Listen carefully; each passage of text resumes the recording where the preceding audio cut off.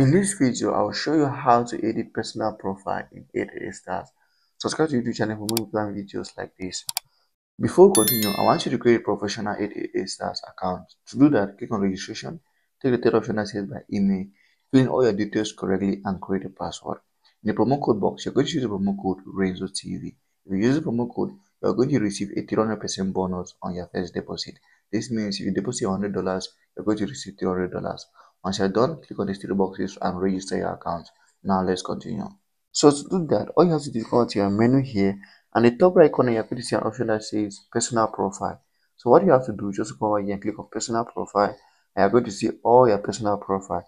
So to edit it, just click on the option that says edit details, and you're going to see the details you've not yet edited. So just go ahead here and type what you want, and for all the details, and once you're done, you can put in your national identity card. Once you're done, you just go ahead and click on save. Once you have saved, your details are going to be considered edited.